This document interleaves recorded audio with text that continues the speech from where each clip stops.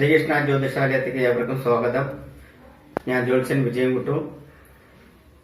ഫെബ്രുവരി മാസത്തിലുള്ള ഫലമാണ് ഇവിടെ പറയുന്നത്. പുണർദത്തിന്റെ കാൽഭാഗവും പൂയവും ആയില്യവും ചേരുന്ന കർക്കിടക കൂറുകാർക്കുള്ള ഫെബ്രുവരി മാസ ഫലമാണ് ഇവിടെ പറയുന്നത്.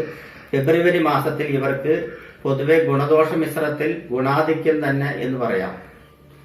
എപ്പോഴും ഇവർക്ക് ഗുണാധിക്യം എന്ന് പറയുന്നത് മൂലം കൊണ്ട് തന്നെ ഇവർക്ക് ഗുണാധിക്യം വരണമെങ്കിൽ ജാതകം കൂടെ അനുകൂലപരമായിട്ട് വരണം.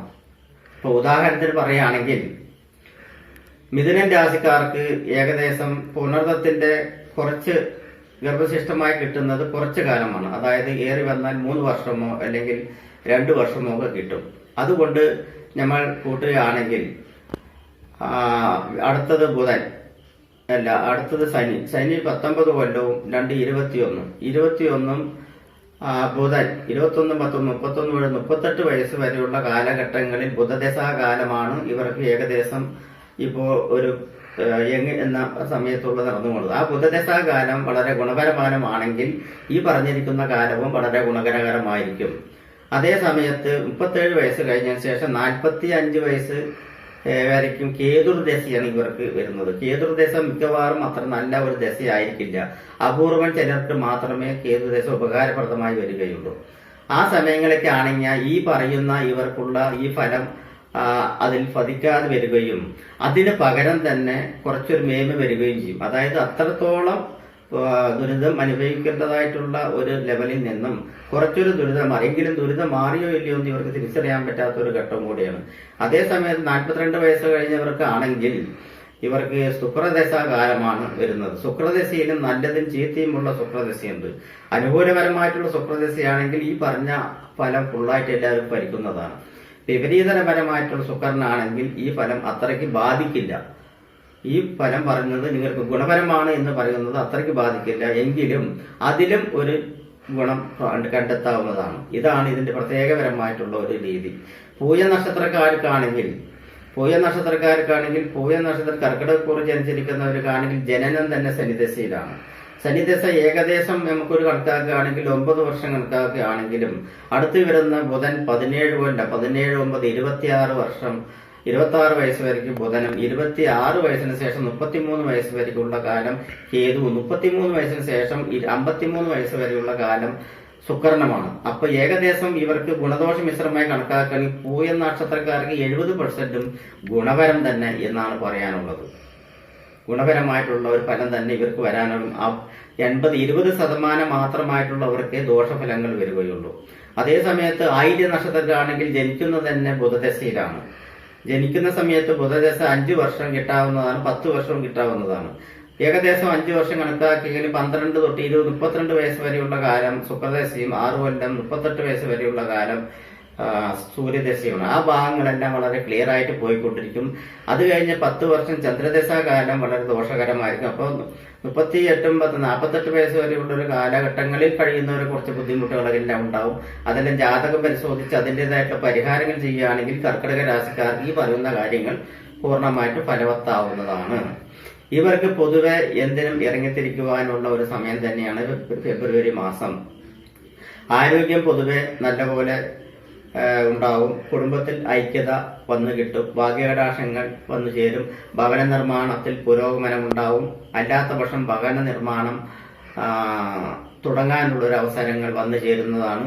വിദ്യാർത്ഥികൾക്ക് പഠനത്തിലെല്ലാം വളരെ ശ്രദ്ധാപൂർവം ഉണ്ടാവും. ജോലി സ്ഥലത്ത് മനഃതൃപ്തിയോടുകൂടി ജോലി ചെയ്യാനും പ്രമോഷൻ കിട്ടുന്ന ഒരു ലെവലും പൊതുവെ മനസ്സ് ശാന്തമായിരിക്കുവാനുമുള്ള ഒരു സാധ്യതയ്ക്കുണ്ട്. പുതിയ വാഹനങ്ങൾ എടുക്കുവാനുള്ള സാധ്യത ഇവർക്ക് കൂടുതലായി കാണുന്നുണ്ട്. വിദേശ യാത്ര ചെയ്യുന്നവർക്കെല്ലാം അനുകൂലപരമായിട്ടുള്ള ഒരു സ്ഥിതി തന്നെ വരും.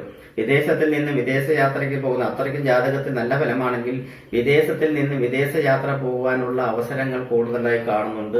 അതുപോലെ തന്നെ ഭവന നിർമ്മാണത്തിൽ ഏർപ്പെട്ടിരുന്നവർക്കെല്ലാം അവർ ഉദ്ദേശിക്കുന്ന ലെവലുള്ള ഭവന നിർമ്മാണമല്ലാതെ അതിൽ കൂടുതൽ ഭവന നിർമ്മാണത്തിലേക്ക് ലഭിക്കുവാനുള്ള ഒരു കാര്യവും പതിവിന്മേൽ ചെലവ് കൂടുകയും അത് പക്ഷേ സാധ്യമാവുകയും ചെയ്യുന്ന ഒരു സംവിധാനം ഉണ്ടാവും. അതുകൂടാതെ തന്നെ കടബാധ്യതയെല്ലാം ഇരിക്കുന്നവർക്കെല്ലാം കടങ്ങൾ തിരിച്ചടവ് അടയ്ക്കാനുള്ള ഒരു സംഭവവും അതുപോലെ തന്നെ കടങ്ങൾ വാങ്ങിക്കാൻ ശ്രമിക്കുന്നവർക്കെല്ലാം അത് കിട്ടുവാനുള്ള സൗകര്യങ്ങളും എല്ലാം ഉണ്ടാകും. ഗവൺമെന്റ് തലത്തിൽ നിങ്ങൾക്ക് വല്ലതും ആനുകൂല്യങ്ങൾ എങ്ങനെ കിട്ടാനുണ്ടെങ്കിൽ അതെല്ലാം വളരെ സിമ്പിളായിട്ട് കിട്ടുവാനുള്ള സാധ്യതയുണ്ട്. സിനിമാ മേഖലയിൽ പ്രവർത്തിക്കുന്നവർക്കെല്ലാം വളരെ ഗുണകരമായിട്ടുള്ള ഒരു സമയം തന്നെയാണ് ഈ ഫെബ്രുവരി മാസം. അതുപോലെ തന്നെ രാഷ്ട്രീയ പ്രവർത്തനത്തിൽ ഏർപ്പെട്ടിരിക്കുന്നവർക്കും വലിയ ഒരു കുഴപ്പമില്ലാത്തൊരു സമയമാണ് അത്. അതേ സമയത്ത് ജലയാത്ര ചെയ്യുന്നവർക്ക് മാത്രം കുറച്ച് റിസ്ക് ഉള്ള ഒരു സമയമാണ്. ജലയാത്ര ചെയ്യുന്നവർക്ക്, ജലരാശിയാണ് കർക്കിടക രാശി, അത് ജലയാത്ര ചെയ്യുന്നവർക്ക് മാത്രം കുറച്ചൊരു പ്രശ്നമുള്ള ഒരു സമയമാണ്. അതുപോലെ തന്നെ ഇവർക്ക് മേലധികാരികളിൽ നിന്നും നല്ല വാക്കുകൾ കേൾക്കുന്നത് മൂലവും പ്രമോഷൻ കിട്ടുമോ, സ്ഥലമാറ്റം കിട്ടാൻ വേണ്ടി എവിടെയെങ്കിലും എഴുതി കൊടുത്തിട്ടുണ്ടെങ്കിൽ അതെല്ലാം സാധ്യമാവുകയും ചെയ്യുന്ന ഒരു അവസരം കൂടിയാണ്. വരുമാനം വന്നുകൊണ്ടേയിരിക്കും, അതുപോലെ തന്നെ ചിലവുകളും വന്നുകൊണ്ടേയിരിക്കും. എങ്കിലും വരുമാനം വരുന്നത് കൊണ്ട് ചിലവുകൾ അതിൻ്റെതായിട്ടുള്ള ആവശ്യങ്ങൾക്ക് മാത്രം ചെലവാക്കുന്ന ഒരു അന്തരീക്ഷമായിരിക്കും നിങ്ങൾക്കുള്ളത്.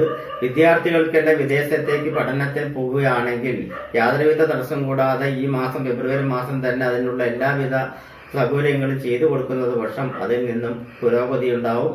അതുപോലെ തന്നെ സ്വർണ്ണ വ്യാപാര കേന്ദ്രങ്ങളിലെല്ലാം വളരെ പുഷ്ടിയായിട്ടുള്ള ഒരു ബിസിനസ് നടക്കേണ്ട ഒരു മാസം തന്നെയാണ് ഫെബ്രുവരി മാസം എന്നുള്ളതും. അതുപോലെ തന്നെ വസ്ത്രാലങ്കാര രംഗത്തും വളരെ പുരോഗതിപരമായിട്ടുള്ള ബിസിനസ്സുകാർക്ക് വളരെ ലാഭം കിട്ടുന്ന ഒരു അനുഭവം ഇപ്പോൾ ഇവർക്ക് ഉണ്ടാവുന്നതാണ്. കുടുംബത്തിൽ പുതിയ മംഗളകർമ്മങ്ങൾ നൽകുവാനുള്ള യോഗവും അതുപോലെ തന്നെ പുതിയ ഭവനത്തിൽ കയറി താമസിക്കുവാനുള്ള യോഗവും എല്ലാം ഇവർക്ക് കാണുന്നുണ്ട്. ഇവർക്ക് കർക്കിടക രാശിക്ക് പൊതുവെ ചെയ്യാനുള്ള പരിഹാരം എന്ന് പറയുകയാണെങ്കിൽ ആയില്യ നക്ഷത്രക്കാർക്ക് ആയില്യ നാള് തോറും ബുധനാഴ്ച ശ്രീരാമക്ഷേത്രത്തിൽ ഭഗവാന് നിവേദ്യം നടത്തുന്നതും തുളസിമാല അണിയുന്നതും വളരെ ഉപകാരപ്രദമാണ്. പൂയ നക്ഷത്രക്കാർക്ക് ശാസ്താവിന് നെയ്വിളക്ക്, നീരാഞ്ജനം എന്നിവ നടത്തുന്നതും വളരെ ഉചിതപരമായിട്ടാണ് കാണുന്നത്. ഇതെല്ലാം ചെയ്യുന്നത് പക്ഷം ഇവർക്ക് പൊതുവെ അനുകൂലപരമായിട്ടുള്ള ഒരു അനുഗ്രഹം കിട്ടുകയും ആയില്യ നക്ഷത്രക്കാർക്ക് നാഗക്ഷേത്രത്തിൽ 100 പാൽ നടത്തുന്നത് ബലം മൂലം ഈ മാസത്തെ കുറെയെല്ലാം ദോഷങ്ങൾ കുറച്ചു കുറയുകയും പറഞ്ഞിരിക്കുന്ന അനുഭവങ്ങൾ പൂർണ്ണാനുഭവം വരികയും ചെയ്യുന്നതാണ്.